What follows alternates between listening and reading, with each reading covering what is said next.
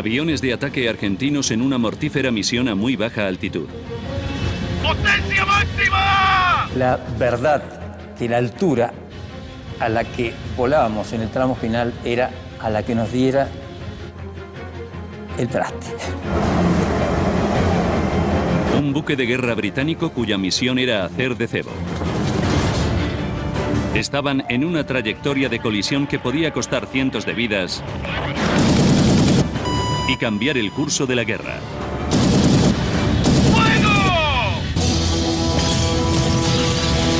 Los desastres no ocurren sin más. Son desencadenados por una serie de sucesos críticos. Vamos a revelar las pistas y a analizar esos segundos catastróficos finales. Segundos catastróficos, el hundimiento del Coventry. Atlántico Sur. Las Islas Malvinas. 25 de mayo de 1982. Gran Bretaña y Argentina llevan 54 días en guerra. 6 en punto de la mañana. El HMS Coventry, un destructor británico tipo 42, estaba situado al norte de las Islas Malvinas, junto a la fragata Broadsword.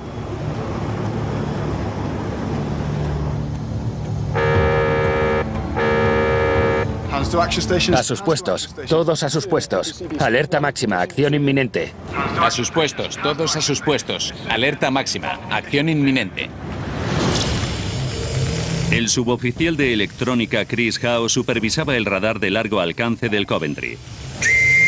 Skyhawk, 130. Identificaban a 2 aviones argentinos. Whisky, aquí Alfa Whisky. Enemigo 199201, ubicación 206 a 22 millas, velocidad alta, fuerza 2. El operador de misiles antiaéreos era Eli Ellis. Detectamos una aeronave a baja altitud que venía del estrecho. Estaban bombardeando objetivos en el estrecho de San Carlos y en la bahía. El estrecho de San Carlos, como es conocido en castellano, es donde las tropas británicas descargaban una flota de invasión. El capitán David Hardike y su compañía tenían la tarea de proteger a las tropas británicas que llegaban a las Malvinas. Y ello suponía identificar y derribar a los bombarderos argentinos que intentaran evitar la invasión terrestre antes de tener asegurada una cabeza de puente. Whisky, aquí Alfa Whisky. Enemigos 214 y 208. Alerta de ataque aéreo a buque Charlie. Alarma de Sea Dart. Aeronave 2002-2003. El Sea Dart, un misil antiaéreo británico, era preparado.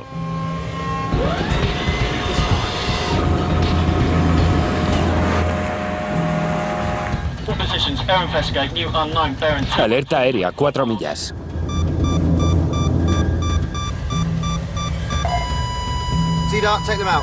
Sea Dart, sobre puente.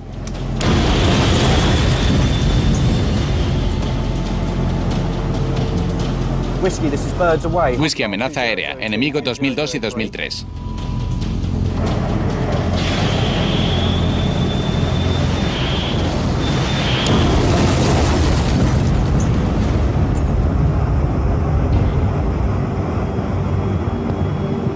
Whisky, aquí Charlie. Explosión aérea 2002.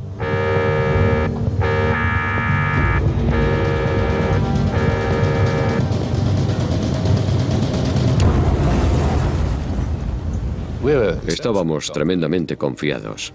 Puede que demasiado. La moral estaba muy alta. Ambas partes sabían que los siguientes días podían determinar el curso de la guerra. ¿No es cierto? Que ellos vean mi determinación. Además, yo estaba seguro que peleaba por una causa justa. Aunque todo parecía en nuestra contra, estábamos muy animados, hacíamos bromas y teníamos mucha seguridad. 11 en punto de la mañana. Argentina, provincia de Santa Cruz, base aérea de Río Gallegos. La noticia del ataque era transmitida por el capitán Pablo Carballo de la Brigada Aérea número 5. Conocía bien al piloto. Entonces, todo eso que íbamos sintiendo hacía que uno vaya conociéndose tremendamente, más en situaciones que uno se hace como un hermano. El deseo de combatir y el dolor de saber que estamos a punto de morir. En las arenas bailan los remolinos. Los pilotos intentaban liberar tensiones mientras esperaban órdenes. Y ahí tocábamos la guitarra, cantábamos y demás. El arriero va, el arriero va.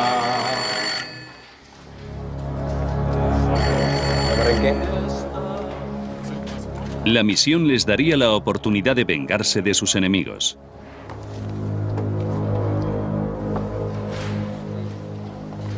Sí, señor. La misión era atacar 2 buques que estaban haciendo, digamos, de radares. Tan es así que aparentemente fueron ellos quienes derribaron al capitán García. Aquí empezamos. En la ruta volvamos a estar. Los pilotos se dirigirían a Isla Borbón e intentarían hundir el Coventry y el Broadsword. Atravesamos. Junto a Carballo, en un ataque con 4 bombarderos, irían los pilotos Carlos Rinque, Jorge Barrionuevo y Mariano Velasco. Que son las que un poco habían tenido resultados positivos en las operaciones anteriores del mismo día. Entonces el objetivo era neutralizar estas unidades. ¿Lo tienen? Sí. Trabajo de equipo, ¿ok? Sí, capitán. Vamos. Yo siempre iba con mucho miedo al avión, pero ese día no tenía miedo. Los argentinos pilotaban bombarderos A-4P Skyhawk, antiguos pero rápidos, maniobrables y altamente efectivos.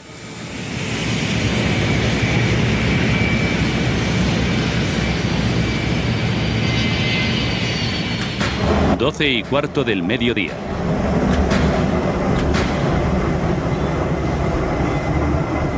En el Coventry, Hardike recibía información secreta del equipo de fuerzas especiales oculto en algún lugar de Argentina.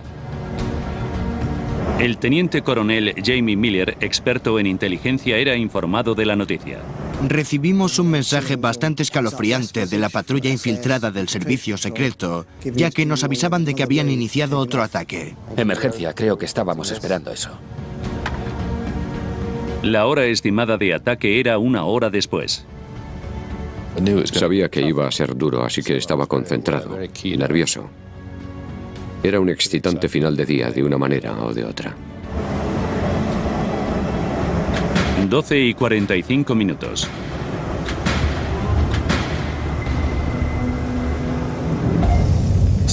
Skyhawk, ubicación 270. El radar del Coventry detectaba el grupo de vuelo de Carballo a aproximadamente 420 kilómetros de distancia. Solicitamos confirmación de aviones de ataque Skyhawk en ubicación 199. Skyhawk identificado. Ubicación 270. Todos a sus puestos. Alerta roja de ataque aéreo. Enemigo 5556, 5557, 5558, 5559. Ubicación 315. Fuerza 4. Velocidad alta 200 millas.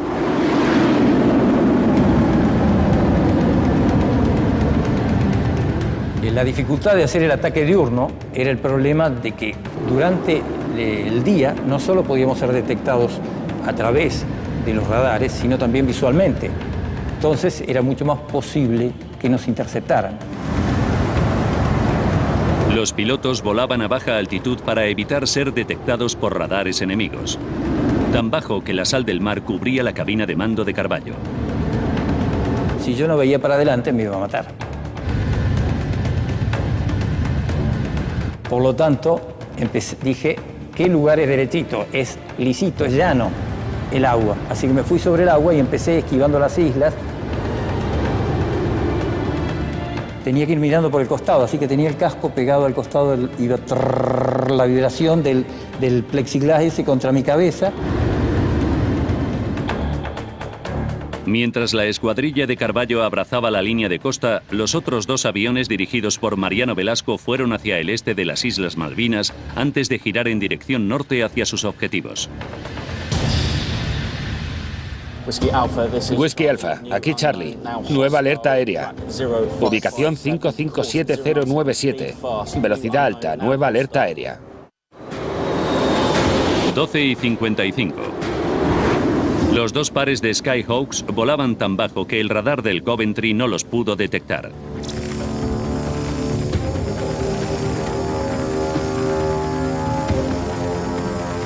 No los veíamos porque los pilotos argentinos volaron muy cerca de la Tierra y no supe que nos atacaban hasta que los tuvimos encima. Su misil Sea Dart no podía interceptarlos. Todos los ojos estaban puestos en las pantallas de radar de la sala de operaciones. En la cubierta superior todos los ojos estaban puestos en la isla Borbón, esperando que estas dos escuadrillas de 4 aviones descendieran y se mojaran los pies. Sabíamos que nos iban a atacar. Los habíamos visto desaparecer por el oeste de las Malvinas y era cuestión de tiempo. Era como cuando un jugador de tenis está a punto de dar un raquetazo. Todo el mundo estaba totalmente preparado. 13 horas. Whisky, aquí Alpha Whisky. Alerta de ataque aéreo a buque Charlie. El Sea Dart del Coventry seguía intentando localizar al inminente enemigo. Pero entonces... Atención, ubicación verde 90. Dos posibles aviones a 20 millas. Ubicación verde 90. Baja altitud.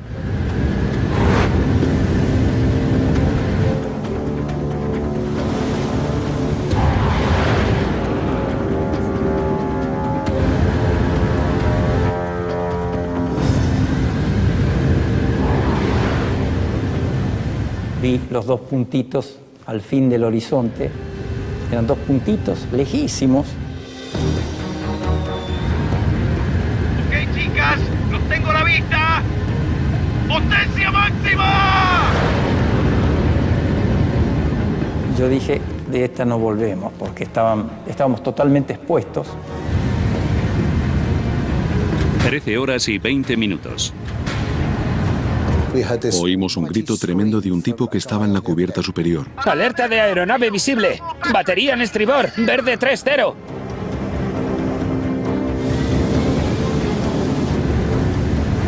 Los operadores de radar sabían que solo tenían unos minutos para interceptar.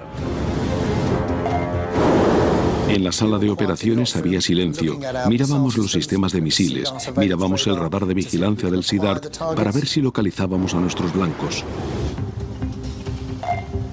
Pero no podíamos. Batería en estribor. Objetivo aéreo. Coordenadas verde 3045. El Coventry tenía una defensa de menor tecnología. Su cañón de 4,5 pulgadas abría fuego. ¡Fuego!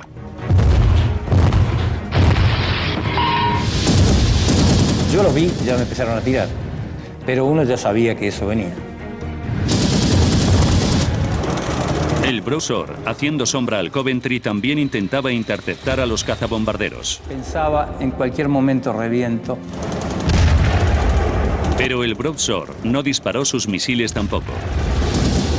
La aeronave estaba a tan solo unos segundos de distancia. Yo veía el agua que saltaba el agua, explosiones todas en el aire. Entonces los aviones cambiaron de dirección. Hacia el Browser.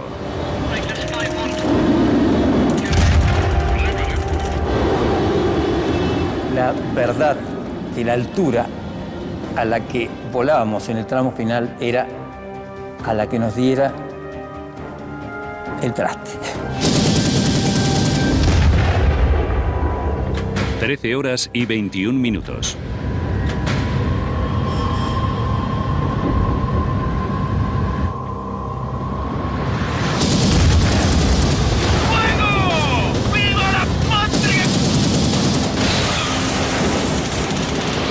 Una bomba rebota en el mar. Pasaba por la cubierta de vuelo del Browser destrozando un helicóptero y volvía a caer al mar sin explotar. Pero justo cuando parecía que los dos buques británicos habían tenido suerte de escapar... Alarma visual de aeronave. Batería en estribor verde 90.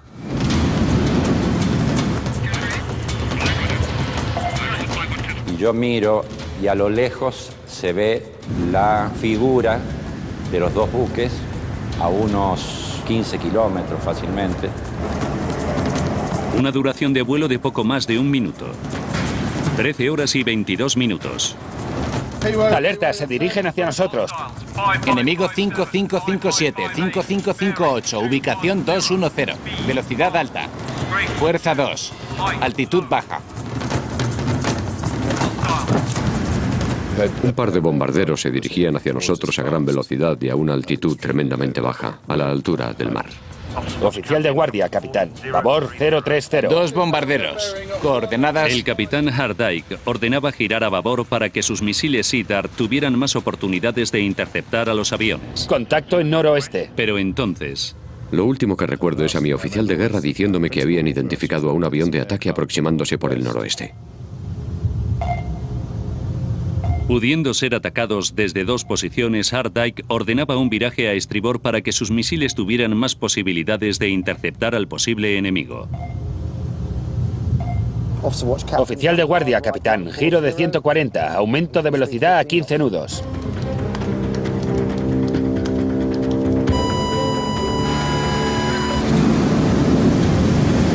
Aquí Charlie, avión identificado, enemigo 5557. Pude identificar brevemente al primer avión. Señor, tengo un Sea Harrier, ¿lo quiere? El piloto británico podía derribar a los bombarderos argentinos. Pensé, tengo que interceptarlos, voy a intentarlo con el SEA-Dart. Ataque con SEA-Dart. 13 horas, 22 minutos, 43 segundos. Cuando me preparé para disparar el misil y fui a disparar, los perdimos.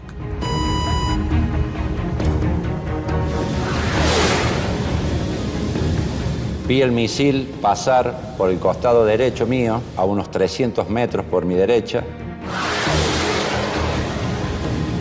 Fue el único que yo vi en la guerra SEA-Dart, ¿no? Impresionante, ¿no? Parecía un cohete a la luna directamente. El SEA-Dart salió del lanzamisiles disparado al aire. Las aeronaves estaban demasiado cerca para ser interceptadas por el SEA-Dart. Lo único que tenían los buques británicos para defenderse eran los cañones de cubierta y rifles. ¡Listos para acción! ¡Listos para acción! El Broadsword podía haber interceptado a los objetivos.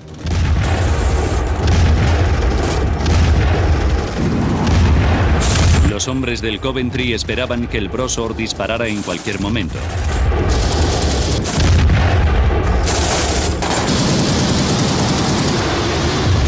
Horas 22 minutos 58 segundos.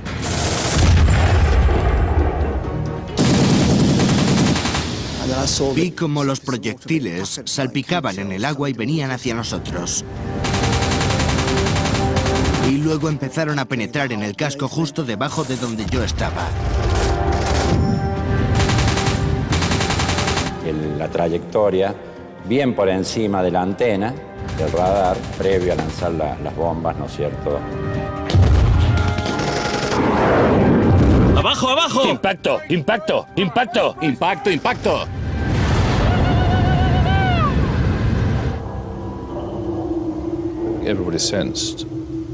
Todo el mundo presintió que habíamos perdido la batalla.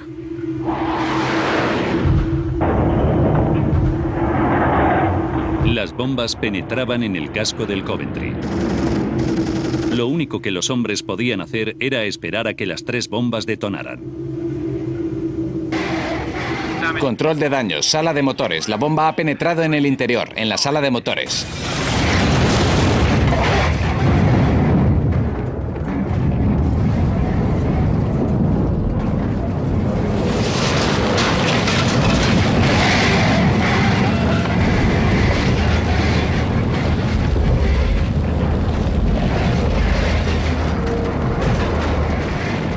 Hardike quedó inconsciente. En un impacto quedé rodeado de humo denso y sofocante, y todo estaba en llamas.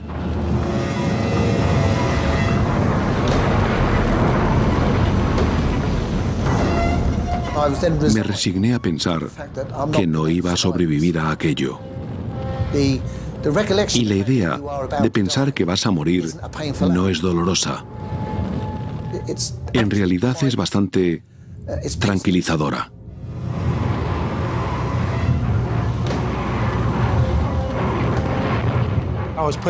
Cuando alargué el brazo y la mano, lo primero que pensé fue que iba a morir, que no iba a salir vivo de ese buque. Vi imágenes de mi mujer y de mis hijos en ese momento y pensé, no, sí que voy a salir.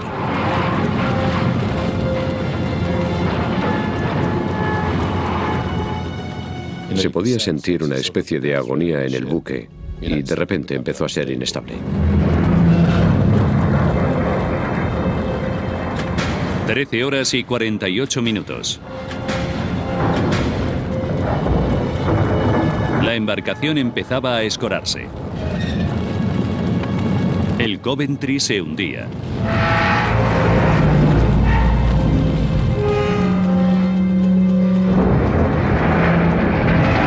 La tripulación abandonaba el barco. 261 supervivientes eran trasladados al Brosor, pero 19 hombres perdían la vida. El HMS Coventry desaparecía entre las olas.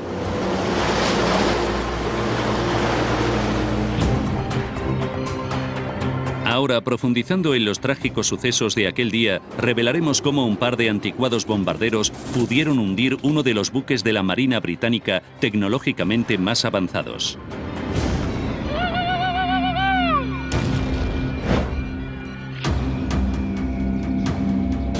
La Guerra de las Malvinas empezó el 2 de abril de 1982, cuando las tropas argentinas invadieron este pequeño archipiélago y lo reclamaron como suyo. Listo para despegue. Los británicos enviaron un destacamento especial para recuperarlo. Con una larga carrera militar, el contraalmirante Philip Wilcox estuvo al mando de un destructor tipo 42 parecido al Coventry, que también sirvió en la Guerra de las Malvinas. La principal amenaza aérea a la que se enfrentó la Marina Británica en las Malvinas fue el lanzamiento de bombas desde aeronaves tripuladas. El destructor tipo 42 había sido diseñado para cumplir una función muy específica: atacar bombarderos soviéticos a gran altura en el Atlántico Norte con sus misiles Sea Dart. El sistema de misiles Sea Dart fue diseñado para amenazas de medio alcance y de medio nivel. Era ideal para atacar bombarderos soviéticos a gran altura, pero en las Malvinas, el almirante Sandy Budvar hizo al Coventry utilizar su radar de largo alcance de una forma diferente. Como sistema de alerta de ataques aéreos. El Coventry era el único destructor que el almirante tenía en ese momento para defenderse de ataques aéreos y como sistema de alerta.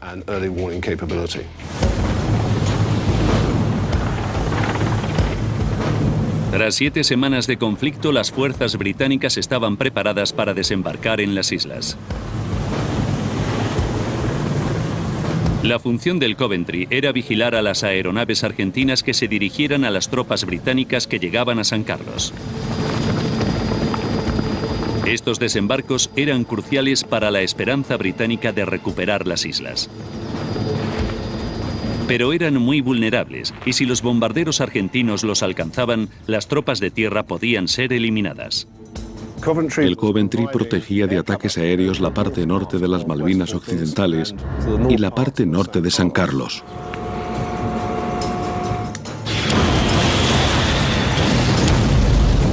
El Coventry podía dar señales de alerta anticipada y, si era necesario, derribar aviones enemigos. Y estábamos en una posición bastante cercana al territorio continental para tener buenas comunicaciones, para que la información llegara sin problemas a la flota de invasión, que eran los que en último lugar tenían que desembarcar y ganar la guerra. Pero el Coventry tenía otra función más mortífera que cumplir el 25 de mayo. Se había posicionado de forma deliberada en un lugar altamente visible y peligroso, muy cerca del territorio continental, para intentar alejar a los bombarderos argentinos del lugar del desembarco británico, para servir de blanco.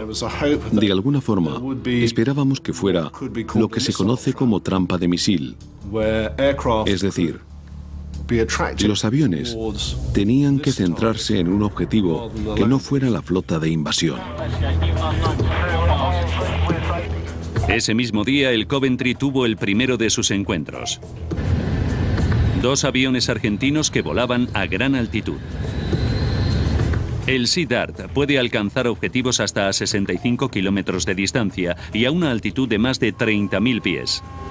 Intercepta objetivos con la ayuda de 2 radares que lleva a bordo. El radar de largo alcance detecta y rastrea aviones a una distancia de hasta 420 kilómetros. Después pasa esa información al radar de misiles guiados que dirige los misiles a su blanco.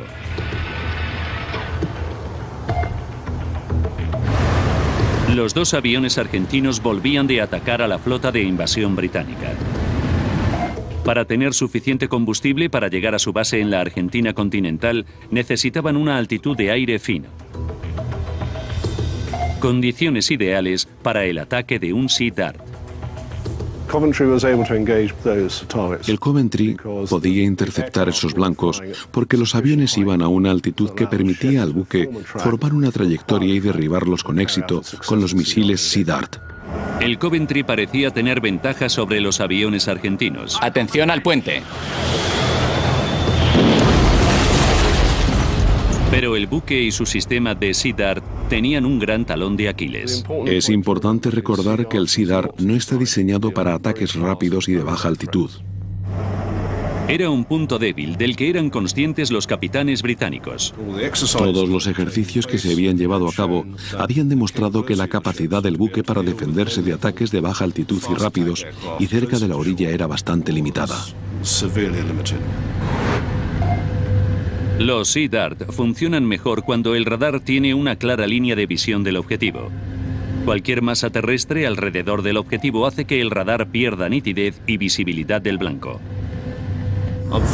Desafortunadamente, en las Malvinas occidentales y orientales hay masas terrestres de altura y algunos valles bajos en los arcos ciegos, detrás de las colinas.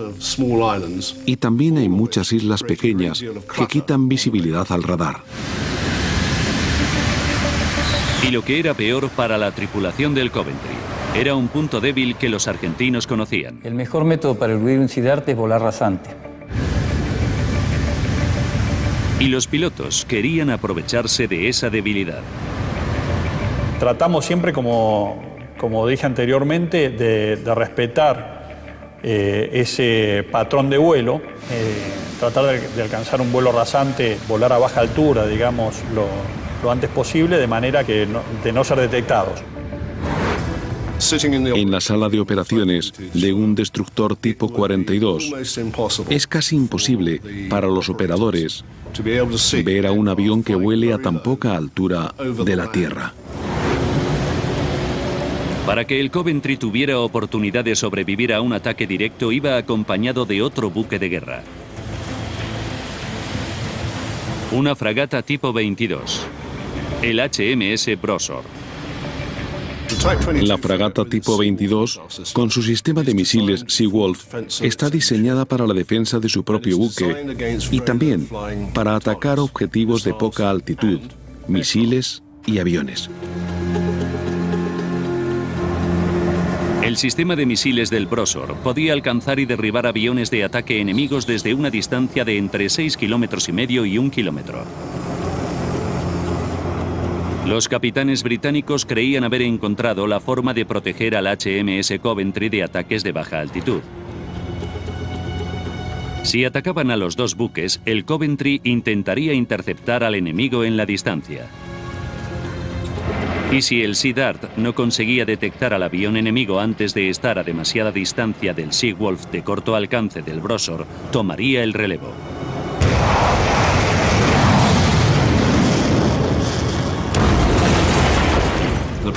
La ubicación de una fragata tipo 22 con esa función era crucial.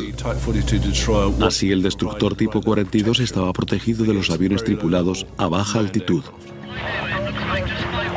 Skyhawk, ubicación 270. El radar del Coventry detectaba 4 aviones enemigos despegando de territorio continental argentino. Pero cuando los pilotos llegaban a las Malvinas, se pusieron a prueba volando increíblemente rápido e increíblemente bajo. Desaparecían de la pantalla de los radares. Era volar lo más bajo posible, pero con el criterio fundamental. Hay algunas personas que tenían a lo mejor un poquito más de habilidad para volar un poco más bajo. Yo en una oportunidad tuve una sensación de haber rozado algo, ¿no es cierto?, de haber rozado algo en una colina.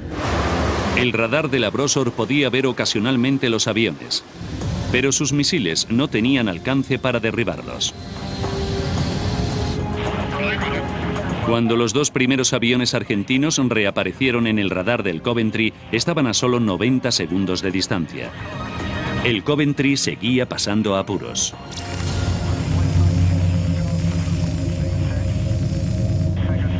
El Coventry era incapaz de interceptarlos eficazmente con su sistema de misiles Sea Dart por su corto alcance y porque, como tenía dificultades para identificar a los blancos, el sistema de Sea Dart no podía realizar el enganche con sus misiles.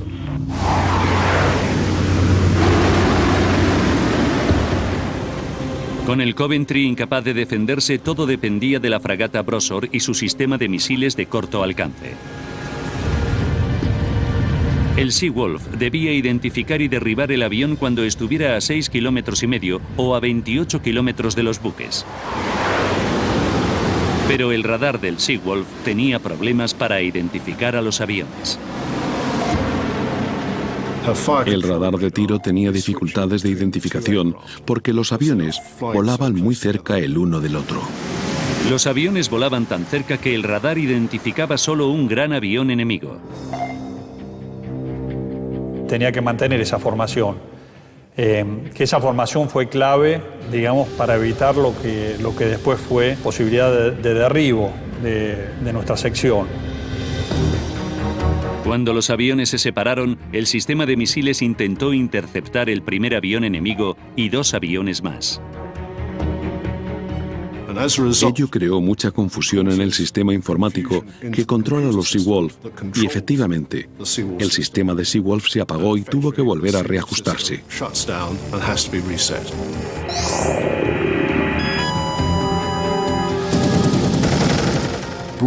El Brosworth quedó indefenso y era un objetivo fácil de derribar para los Skyhawks.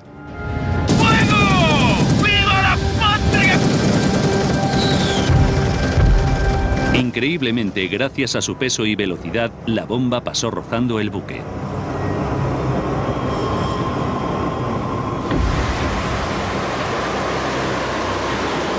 Aunque el Brosor había tenido suerte, la táctica diseñada para proteger a ambos buques había fallado. Sin embargo, la volvían a poner a prueba cuando divisaron otros 2 Skyhawks al mando del primer teniente Mariano Velasco. Pero esta vez había una complicación añadida. Con los Skyhawks aproximándose por estribor, el capitán Hart Dyke era alertado de otra posible aproximación enemiga por popa, el punto ciego del buque.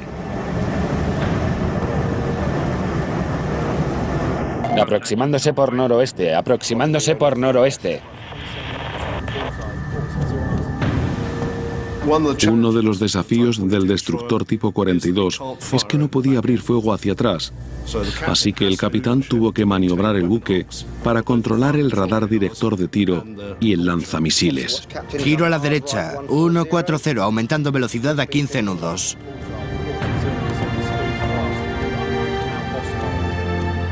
Girar a estribor era la forma más rápida en que Hart Dyke podía defenderse de una amenaza posterior y por el sur de su campo de ataque. El avión de Velasco estaba a 35 segundos de distancia, a 8 kilómetros del Coventry. Demasiado cerca, casi fuera del alcance del Sea Dart. Aquí Charlie, avión identificado, enemigo 5557. Entonces fue justo en ese momento, fue cuando yo estaba haciendo el viraje. Yo no es que cometí el error, necesariamente tuve que levantar un poquito. Entonces se ve que en ese momento, cuando yo levanto un poco para hacer el viraje, fue en el momento que el Coventry hace el buen enganche con el radar del Sea Dart. Pero con el Skyhawk a tan poca altitud, el radar del Sea Dart tenía dificultades para mantener el enganche. Cuando Ellis abría fuego, el objetivo se perdía.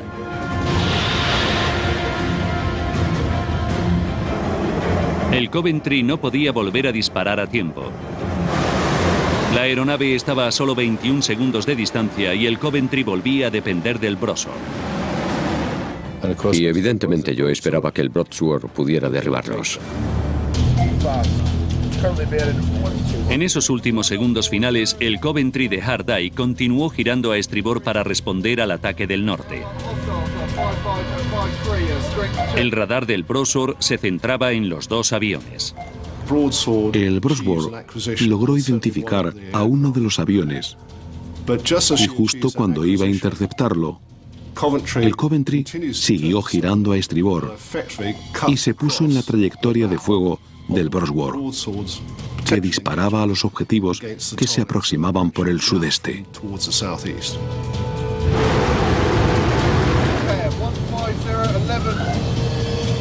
El Coventry estaba ahora entre el Broadsword y el inminente enemigo. Si el Broadsword disparaba, sus misiles alcanzarían al Coventry. El avión enemigo se libraba del ataque. Y el giro a estribor del Coventry tendría otra consecuencia. Colocaba el barco en la peor posición posible para un ataque aéreo.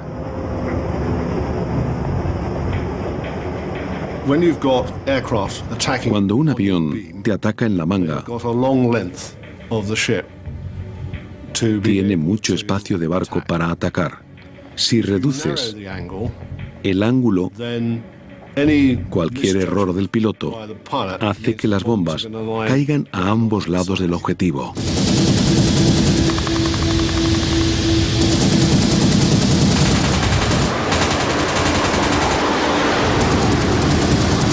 Cuando Velasco lanzó sus 3 bombas, el Coventry seguía virando. Gran parte del objetivo seguía expuesto.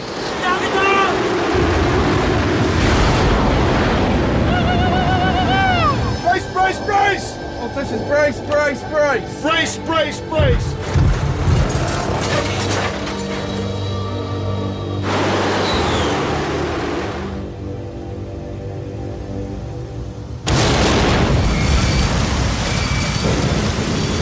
La primera bomba destrozaba la sala de ordenadores y mataba a 7 personas. La segunda no detonó. Pero la tercera mató a 10 hombres en la sala de motores y compartimentos contiguos. 2 más murieron durante la evacuación. El plan de la Marina británica había fracasado.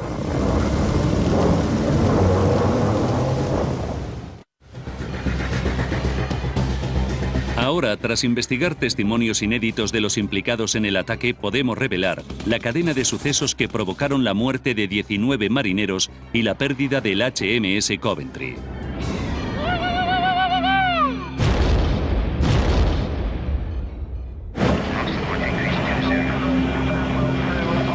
...21 de mayo, 4 días para el desastre.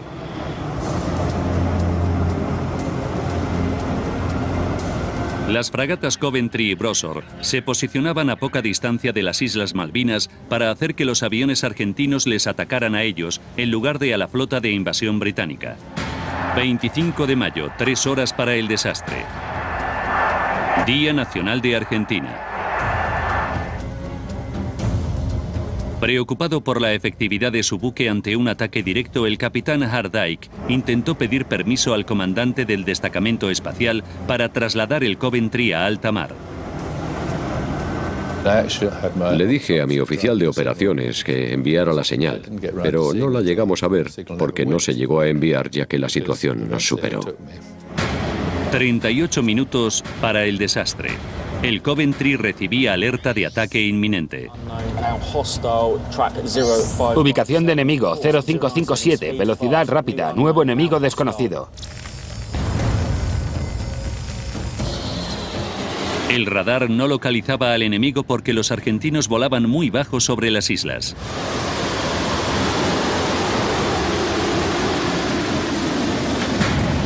Un minuto y 38 segundos para el desastre. Un par de aviones atacaban a los dos buques. ¡Viva la patria! Lanzaban una bomba directamente sobre el Brosor. La bomba no conseguía detonar. Alarma de ataque. Batería a estribor, verde 9-0. Unos segundos después identificaban otro par de aviones de ataque aproximándose por el sur. 40 segundos para el desastre. Hardike era alertado de más aviones enemigos por el noroeste. Enemigo aproximándose por noroeste. Ordenaba virar a estribor para que ambas amenazas estuvieran dentro de su campo de ataque. Viraje a 140. 33 segundos para el desastre. El SIDAR del Coventry identificaba a la segunda oleada de aviones. Derribad con SIDAR. Disparó, pero falló. La defensa de los dos barcos dependía ahora del Brosor. Pero había un problema. La defensa combinada de misiles solo funcionaría coordinando cautelosamente los movimientos de los dos buques. La primera vez que practicaron la sincronización fue al llegar allí, en el noroeste de las Malvinas. Creo que tuvimos 2 o 3 días casi al final. 23 segundos para el desastre. Los misiles Seawolf del Brosor localizaban a los aviones. Pero en plena batalla, y sin haber podido practicar, las comunicaciones entre los dos buques fallaban. El Coventry viraba a estribor y también lo hacía el Brosor. Como resultado de ello, el radar del Coventry perdía el enganche de los Seawolf. Los dos buques estaban indefensos.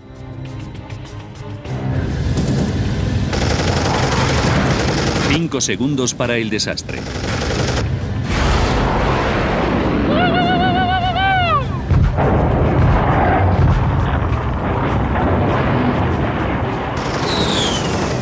Las 3 bombas de Velasco destrozaban el lado de babor del barco.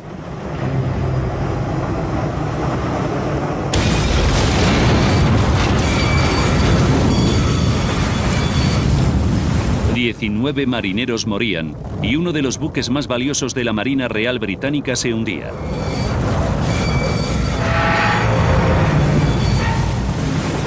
La amenaza desconocida del noroeste que había obligado al Coventry a virar no se llegó a identificar ni a materializar.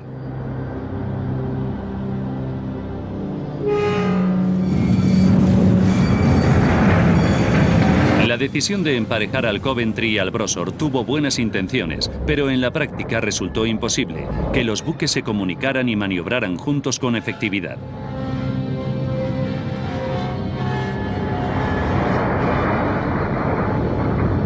El saber que uno había cumplido con la misión con éxito, más allá del dolor por el otro, porque cuando uno ataca a alguien, está atacando a un ser humano.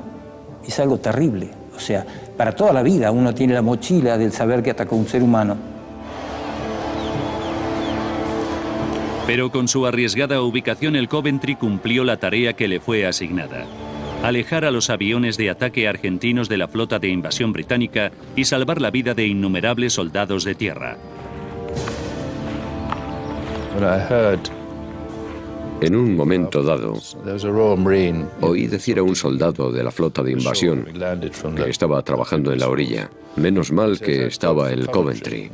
Si no lo hubieran derribado a él, nos hubieran eliminado a nosotros. Así que se podría decir que fue un sacrificio necesario, que permitió que la flota de invasión desembarcara y ganara la batalla. Fue mejor que sufriéramos nosotros que ellos.